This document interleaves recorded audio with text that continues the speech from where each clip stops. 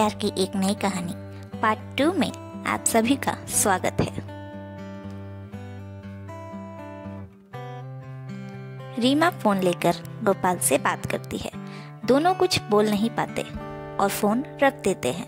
रीमा और गोपाल दोनों की खुशी का ठिकाना नहीं था, लेकिन उन्हें पता भी नहीं था कि वो खुश क्यों हैं। धीरे धीरे गोपाल से रीमा और उसके परिवार वालों की बातचीत बढ़ती गई। दिन में 2 से 3 घंटे फोन चालू रहता था। सभी को गोपाल का स्वभाव बहुत ही अच्छा लगता था। दिवाली आने वाली थी।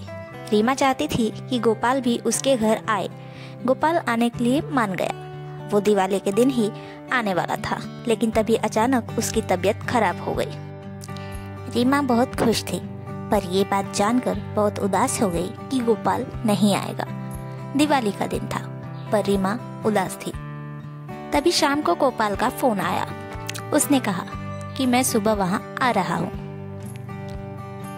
ये बात सुनते ही रीमा खुश हो गई और खुशी से दिवाली की तैयारियां करने लगी। रात को दिवाली भी हो गई। रीमा को सुबह का इंतजार था। उसे रात में नींद नहीं आ रही थी। अगली सुबह गोपाल बस स्टॉप पर आ गया था। तब रीमा और उसकी दीदी उसे लेने स्टॉप पर गए। जैसे ही गोपाल की पहली नजर रीमा पर पड़ी, उसके दिल में रीमा के लिए प्यार आ गया। रीमा गोपाल को घर लेके आई। उसने गोपाल को पानी दिया और बैठ गई। खाना खाने के बाद गोपाल सो गया।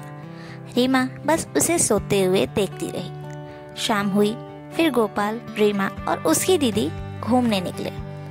रात हुई, सब सो गए, लेकिन गोपाल और रीमा जागे थे। उन दोनों की जैसे नींद ही उड़ गई थी। अगली सुबह रीमा ने जल्दी जल्दी अपनी पढ़ाई पूरी की और पूरा दिन गोपाल के साथ टाइम बिताया। गोपाल और रीमा को एक साथ देख रीमा की दीदी को अच्छा नहीं लगता था। उसने ये बात रीमा की माँ से कही कि इन दोनों को दूर रखो। रीमा की दीदी की बात सुनने के बाद उसकी माँ के मन में रीमा और गोपाल के लिए शक आने लगा। रीमा ने अपनी माँ और दीदी के शक को देखते हुए ये फैसला किया कि वो गोपाल से थोड़ी दूरी रखेगी, जबकि उसे उसके पास रहना बहुत अच्छा लगता था, लेकिन किस्मत को कुछ और ही मंजूर था। फिर भी कभी कभी गोपाल के सिर में दर्द होता था तो रीमा खुद को रोक नहीं पाती थी। वो उसका सिर दबाने लगती थी। इस बात से कभी कभी घर में विवाद भी होता था, जबकि रीमा के दिल में जो प्यार था उसे उसका एहसास तक नहीं था। अब गोपाल अपने दिल की बात बताने की कोशिश करता था, पर रीमा उसे गलत समझकर उससे गुस्सा हो जाती है। वो ये भी सोचती है कि उसके परिवार की खुशी के लिए उसे गोपाल से दूर रहना होगा। रीमा की ये नाराजगी गोपाल से सहन न हुआ। उसने वहां से जाने का फैसला किया। रीमा चाहती थी कि वो उससे दूर ना जाए, लेकिन वो मजबूर थी और नाराज भी। रीमा का दिल मानो चीख चीख कर कह रहा था कि जाके गोपाल को रोक ले, उसे गले लगा ले, लेकिन वो नादान सोचती रही कि मैं उससे प्यार ही नहीं करती तो ये सब क्यों सोच रही हूँ। गोपाल चला जाता है। रीमा को बहुत रोना आता है। कुछ दिनों बाद रीमा ने गोपाल को फोन किया और बहुत रोने लगी।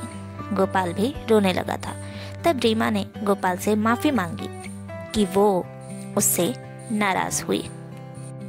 तब गोपाल ने रीमा से एक सवाल पूछा, रीमा, हमारे रिश्ते का नाम क्या है? क्यों तुम मेरी इतनी चिंता करती हो? मत करो ये सब। रीमा को ये सुनकर बहुत बुरा लगता है। वो चुप रहती है। फिर थोड़ी देर बाद पूछती है, अगर यही सवाल मैं तुमसे करूं तो तुम क्या जवाब दोगे?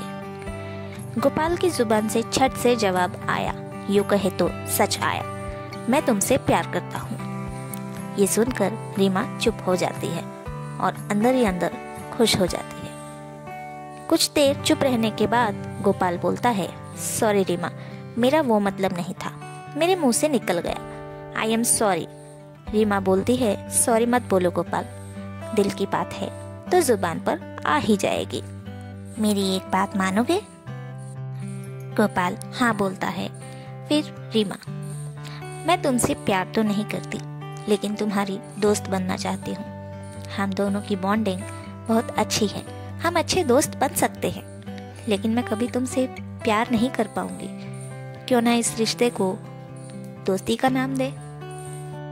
गोपाल कहता है, ठीक है रीमा, तुम जैसा चाहो, पर मैं तुम्हें अभी ही क्लियर कर देता हूँ, मैं तुम्हारा दोस्त रहूंगा, लेकिन मेरे दिल में तुम्हारे लिए एक पत्नी की जगह खाली है। मैं तुमसे बहुत प्यार करता हूँ रीमा, सच में। मुझे उम्मीद है कि शायद किसी दिन तुम भी मुझसे इतना ही प्यार करने लगोगी। इतना सुनते ही रीमा शर्मा कर फोन रख देती है। गोपाल सब समझ जाता है। बस अब इन दोनों की दोस्ती का सफर यहीं से शुरू हो जाता है। रीमा अपनी और गोपाल की दोस्ती के बारे में अपनी माँ और दीदी से भी बता देती है, ताकि उन लोगों को कोई गलतफहमी ना हो। सब कुछ ठीक चल रहा था। रीमा और गोपाल दोनों काफी अच्छे दोस्त बन गए थे। चोट एक को लगती थी तो दर्द दूसरे को होता था। एक दूसरे की तकलीफ बिना बताए जान जाते थे दोनों। इनकी ये दोस्ती रीमा की दीदी को अच्छी नहीं लगती थी। फिर भी सब ठीक चल रहा था। कुछ महीने बीत गए। एक बार फिर रीमा के परिवार वालों ने गोपाल से घर आने को कहा, क्योंकि उसकी तबीयत ठीक नहीं थी। रीमा ने भी जिद की, तब गोपाल आया। गोपाल की तबीयत की वजह से रीमा और गोपाल एक साथ ज्यादा समय बिताने लगे। रीमा हर पल भगवान से कहती थी कि उसका दोस्त ठीक हो जाए। इस बीच दोनों के दिल बहुत करीब आ गए। अब तो रीमा को भी प्यार का एहसास होने लगा था। जब वो गोपाल के पास होती थी तो बस उसे वहीं रहना था। गोपाल को देखे बिना वो बेचैन रहती थी। 20 दिन बीत चुके थे। रीमा के घर वालों को गोपाल अब बोझ लगने लगा था। फिर गोपाल वहां से चला जाता है। वहां से जाने के बाद गोपाल की तबीयत बहुत खराब हो जाती है। रीमा यहाँ बहुत बेचैन रहती है। टेस्ट कराने पर पता चलता है कि गोपाल के पेट में अपेंडिक्स है। उसी वक्त रीमा भागती हुई मंदिर जाती है और बहुत मन लगा के बहुत देर तक पूजा करती है गोपाल के नाम की, कि वो जल्दी ठीक हो जाए। तभी गोपाल के पेट में अचानक बहुत तेज दर्द होता है।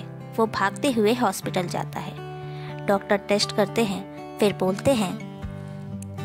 आगे डॉक्टर क्या बोलते हैं ये जानने के लिए बने रहिए हमारे YouTube channel stories of world के साथ। हम जल्दी लाएंगे कहानी का पार्ट 3 आप सभी के लिए, तो देखना ना भूले पार्ट 3। तो कैसा लगा आपको कहानी का सेकंड पार्ट कमेंट में ज़रूर बताइएगा।